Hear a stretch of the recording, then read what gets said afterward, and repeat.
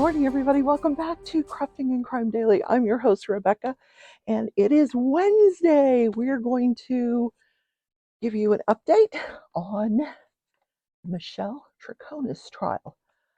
But first, breaking news. Yes, Murdaugh. We've been saying that name Murdaugh for 3 years. I don't know. It seems like it's been forever. But he was back in court yesterday with his attorneys, Dick and Jim. Good old Dick and Jim. Dick Harpootlian and Jim Griffin. They were arguing before the court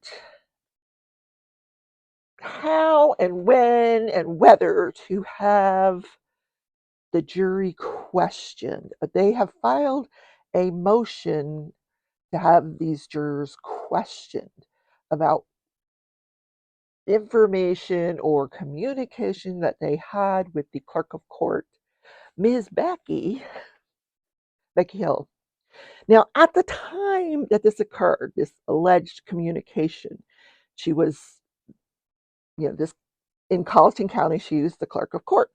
And so within her purview is, the jury. She gets to make sure that they have a room and that they're comfortable and they've got enough coffee and, the logistics. That's her job. So did she have communication? Did the communication affect their opinion? I don't know. So Dick and Jim were arguing, and at this time, she happens to be writing a book about the Murdaugh case, which I'm not gonna lie, I will admit that I did use one of my Audible book credits to see this book, to read the book, hear the book, and I was not impressed. I think I know more about this case than she does. Now she knows a lot about the locale and the customs and the Murdaugh family and what have you, but don't go get the book. Just don't waste your money. Okay, I'll just say that. So Dick and Jim got up and started talking. Well, Dick did. The man is never at a shortage for words. He got up and he was saying that, he wanted to ask her questions, and apparently he wanted to go into her motive for communicating. He wants to examine Becky Hill, Miss Becky, and he wants to get into her motive for communicating to the jury, because if the jury was supposedly to return a guilty verdict, it would help the sale of her book. So that would be her motive for the communications that she had with the jury, et cetera, et cetera, et cetera. So the judge was like, okay, let me stop you. Now, first of all, I need to tell you, this was not Judge Clifton Newman, the judge that tried the case. He retired at the beginning of the month, January. So he's out of the picture. This was a totally new judge. And I didn't see what he looked like. They may have showed him once or twice. I didn't get to see what he looked like. So in any case, he said, first of all, I'm going to have a hearing. I'm going to bring the jurors in. I will question the jurors. Not you, Jim. Not you, Dick. Not you, Mr. Special Prosecutor. I'm going to ask the questions. And they're going to center around whether there was improper conduct. How did he say it? Whether improper conduct was made by Miss Hill, obviously, and whether the communications that she had with the jury affected their verdict. Now, if y'all want me to ask anything else or talk about anything else, you can submit that in writing and I'll consider it. But this is not going to be a free-for-all. I don't think he used that word, but you know what I mean. You could tell he was like, this is going to be a very narrowly focused question and answer sessions. Very narrowly focused on those two questions. That's it. Now, we don't know when he's going to have this hearing. We don't know where he's going to have this hearing. We don't know if it's going to be open to the public. I suspect not. I don't know if it's going to be in his chambers. Who knows? But, he's given a period of time for both sides, the Attorney General and Dick and Jim, to submit whatever questions or circumstances they want this judge to be aware of. And there you have it. That was the hearing by Mr. Murdaugh. And he got to get out of prison and come to the courtroom. Woohoo. Okay. Now there is another trial coming up. January 26th. Cannot wait for this one. Sarah Boone out of Orlando, Florida. This is the one I've been promising you guys for like a year, 2 years, because every time that she gets set for trial, she gets another lawyer. We're talking about Sarah Boone. She is the woman that put her boyfriend into a suitcase and then the next morning calls the police and says, "Oh, I woke up this morning and I realized, we were playing hide and seek last night and he hid in the suitcase. And when I woke up this morning, he was still in the suitcase and he's dead." And the cop, you can hear on the video, the cop's like, "It's 1 o'clock." And she's like, "Well, I didn't wake up till like 12:30." So then they look at her phone and she actually videotaped him in the suitcase begging for her to let him out. So that trial is at the end of this month. And I think she is on attorney number 7. They keep quitting. She apparently is not an easy client to represent. All right, let's fast forward to the Traconis case. Michelle Traconis is on trial. This would be, I think today would be day 4. So day 2, oh my God. They were there for about a half a day arguing over, this is crazy, arguing over whether the witness, who is a detective, and he's a crime scene detective, he comes to the crime scene and he gathers evidence. So the whole argument was over whether he could testify to his methodology. Did he really have the scientific background to be able to speak to the tests that he was doing on the blood? Is the jury going to understand what the word presumptive positive means, and blah blah blah blah, to the point where the judge said, "We got to hear this outside the presence of the jury." He sends the jury home, tells them to come back Tuesday. So they came back yesterday, and that same detective is on the stand. Now, by now, they've had their arguments, and he is allowed to talk about gathering what he believes is blood-like substance with a Q-tip, and he's allowed to say what the test was that he used and what the result of the test was. Okay. So he was there like more than half a day yesterday. So he gathered evidence in the kitchen. Now, Michelle Traconis is charged with the death conspiracy to commit the murder of Jennifer Dulos. And her conspiracy partner, Fotis Dulos, Jennifer's ex-husband, who Michelle was having an affair with at the time of the murders. Fotis and Michelle were both charged at the same time. But a month after he was charged, he made bail, he was released, he committed suicide. He killed himself by this contraption that he used, a vacuum cleaner in the garage, and he, carbon monoxide poisoning. So he's not around for his trial, but Michelle is, and she's got a darn good attorney. My God. The argument that I just sat and listened to that they had this morning, oh, my eyes glazed over. This guy is questioning DNA science. That's all I can say. And I'm like, what? Yeah. Things that we know are generally accepted in the legal community as being valid, he's arguing the validity of. Like, he is earning every single penny that he's charging Michelle Traconis, who apparently is out on bail as well. So a really nicely dressed woman. So yesterday, this detective's on the stand, and he describes that in the kitchen, there was a roll of paper towels, I just happen to have one here because I watercolor paint. And he took photos of it, and there was blood splatter on the paper towels. So he took a Q-tip and he wiped the paper towel and he tested it. And if it's positive, the test will turn bright pink, and that means it is presumptive positive for blood. Not conclusive.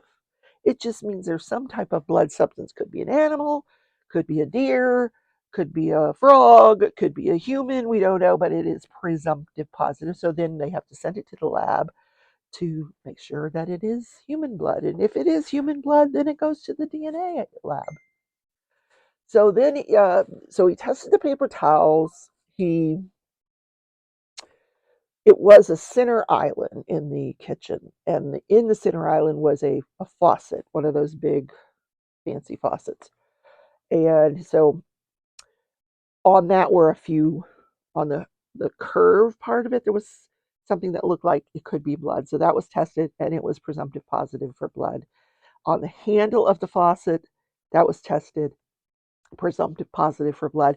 Then he goes out into the garage, but he doesn't go into the garage for a couple of days. And they're like, why didn't you go in the garage the day you were out there? Well, because they wanted to wait for a blood spatter expert to come out and take a look at everything. Because that garage floor had drops of something everywhere. Now, it could have been grease, like, you know how garage floors look. They look atrocious. Um, so he tested some spots on her Range Rover that were presumptive positive for blood, and he tested some spots on the floor, several spots actually, and they were all presumptive positive for blood. Now we don't know whose blood. We don't know if it's animal, human. We don't know any of that from his testimony. And like I said, this was all day, all day. Then they put on the stand a very interesting witness. Now, this is late in the day, so they didn't get too far into her testimony. That is continuing right now as we speak, and I'll bring the rest of it to you another day this week, tomorrow or Friday. So the person on the stand was Lauren Almeida. Beautiful girl. And I say girl because she looked very, very young. When she said she was 32, I'm like, whoa, good skincare, honey. Um, can you tell me your secret? She looked really pretty. Well, really young. Anyway, she has been the Fotis children's nanny since 2012. And this is a murder that occurred in 2014. Yes, we're just now getting around to the trial. So she said she currently resides with the children. So I'm curious, like, is she like now they're kind of, did she adopt them, or is grandma have custody of them, but they live with the nanny in the house? I mean, I don't know. Just questions that really aren't relevant, but I want to know. I really do. I don't know if they'll get into it, but the Fotis children, there's 5 of them currently. One set of twins are 17 years old, and the second set of twins are 15 years old. And then the 5th child, a young girl, is 13 years old. So Jennifer had her first set of twins, boy and a girl, obviously not identical. Second set of twins, boy and a girl, obviously not identical, and then a little girl. So 3 girls, 2 boys. How adorable. And apparently they spent a lot of time water skiing. You know how, like, when you're raising children, like your son is really into football and he's really good at it, and even though he doesn't want to go, you make him go. This is how they are with the water skiing. They're very, very good water skiers, and that's, when they get home from school, they do their homework and then they go water ski. And she would go with them. She was initially hired by Jennifer to be a babysitter. It was actually her, Lauren, and her sister initially. And the way that played out was she worked at a daycare where Jennifer brought her child. or her children, and through one of the other workers there, she learned that Miss Doulos was looking for a babysitter. So she babysat. She'd come over a few days a week and she would babysit for the Doulos children till she graduated college. Once she graduated college, she was hired, offered the position as a full time nanny. And even though it was full time, she worked part of that time for Fotis Doulos in his business. And now he owned his own construction company called, uh, what did he call it? I wrote it down here. Four. Um, when I see it, I don't see it in my notes here, but what this construction company did, there was only like 5 or 6 employees in this construction company, but he built luxury homes, which totally makes sense now. This comment that I read on one of my prior videos, I got a comment from somebody that's familiar with this case that lives near the park where Jennifer Doulos' vehicle was found. She said, Jennifer is stuffed in the walls of one of the homes he built. And I'm like, what in the world? I don't know. But he was a home builder. Let's just say that. And they have never found Jennifer Doulos' body. Yeah. So an interesting theory through one of my comments. And it makes sense now because he's a builder. So anyway, back to the babysitter. So she starts working some of the time for Fotis. She said she initially started working with him.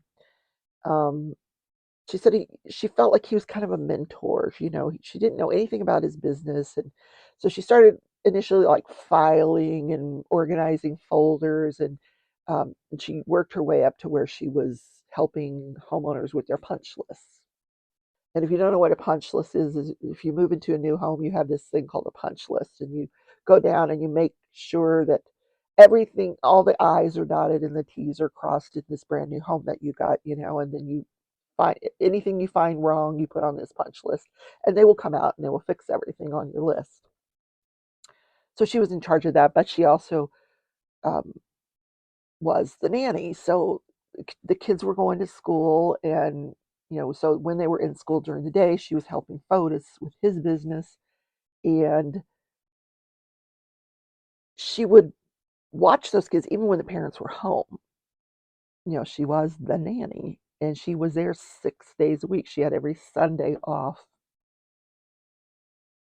Um, she said something that I caught that I was very interesting, and this is a quote. She said, "I thought it was odd how much Fotis traveled."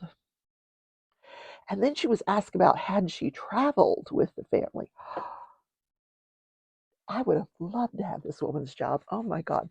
She's been to Greece a bunch of times because Fotis was born and raised in Greece and he immigrated here. And so they've been to Greece a bunch of times. They've been to Rome. They've been to Colorado. They've been to Miami. They've all over the place. She's been with these kids. Like, how cool is that? Oh, it's called the Four Group. Four Group. Okay. I knew I wrote it down here somewhere. So in March of 2014, they go, the kids have spring break. They get 2 weeks off. So she goes with the Fotis family to Aspen, Colorado, where the kids go skiing. She didn't ski. Neither did Jennifer Fotis. Jennifer Doulos. Jennifer and she would walk around town with the youngest girl because she wasn't skiing at that time. I think she was 5 or 6 years old. So the kids would all go skiing with Fotis, and she and the younger girl would go with Jennifer into town, and they would mill about town, and then come back to the uh, wherever they were staying and do hot chocolate and all that good sort of thing.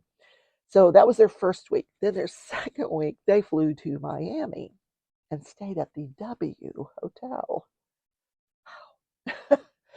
And during that trip, they went to this particular water skiing club and water skied the whole time they were there. But it was during that trip that Jennifer Doulos discovered Fotis was having an affair with Michelle Traconis.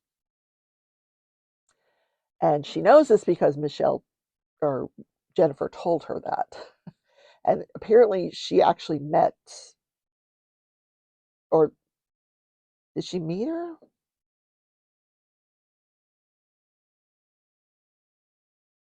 I think, she met Michelle Traconis.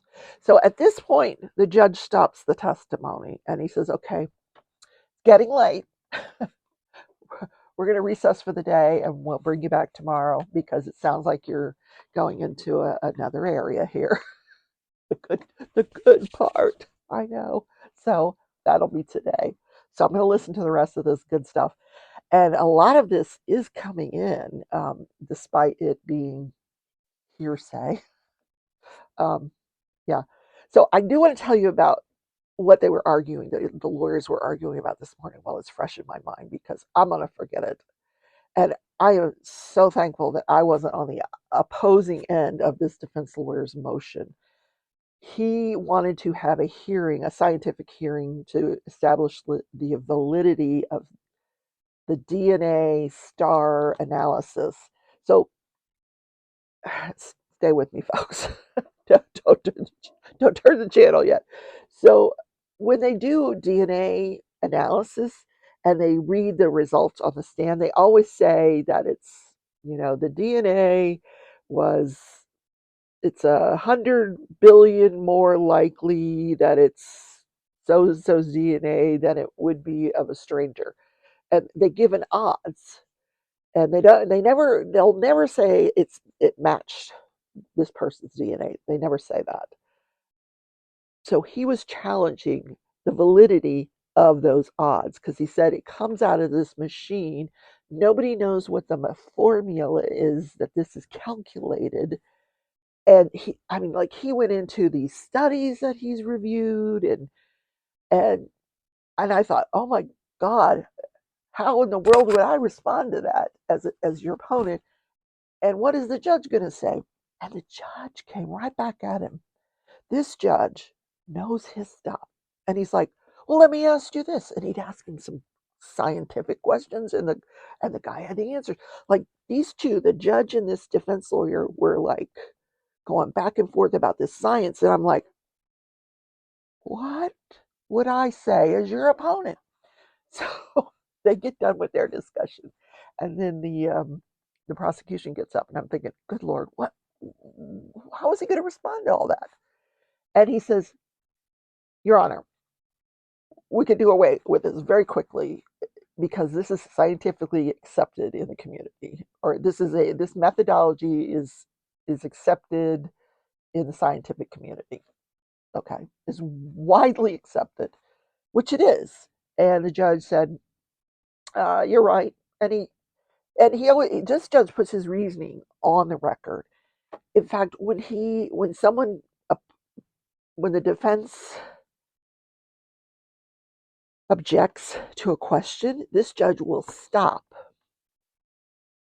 and then he will repeat the question. He'll say, so your question, he'll look at the prosecutor, he'll say, so your question was, and then he'll repeat the question.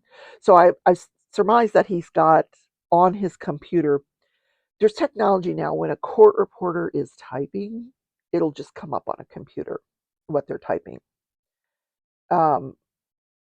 And the judge most likely can see that and stop it at any point and highlight it and whatever. So he says, so your question was dot dot dot dot dot. Am I correct? That's your question. And then he'll think about it and he'll go, overruled, sustained. I've never seen that, but I like it. I think it's a good style, because he doesn't want to get overturned on appeal. So he makes darn sure he's like, so what you're asking, or what he'll tell the defense lawyer, so what she asked was this. It requires a yes or no answer. So you're overruled. So I like that. I really do. All right, guys, that is the show for today. I don't have any crafty things to show you because I did start working on my diamond painting again. I just finished her pants. I'm working on a crazy cat lady, and I just blinged her pants out. Like, she's got bell bottoms on, bell bottom pajamas with sparkly red stuff on them. Actually, they're little cat paws on her pajamas, but I just made them sparkly red. I will be live tonight at 7:30 p.m. Central Time. That's 8:30 Eastern. And over on the west coast of the U.S., that would be 5:30 p.m. Y'all be just getting off of work, but come join me. I don't know what craft I'm going to be showing. I haven't decided yet, but it is a warmer day today. I am going to, it's only 30 degrees versus with a wind chill of 10 instead of below zero. So I've got my trike charging, and I'm going to go to the post office, send off some things some of you have won. And, little man's going to get his monkey hat that I crocheted for him. So I will see you either tonight at 7:30 or in tomorrow's video. Have a wonderful day.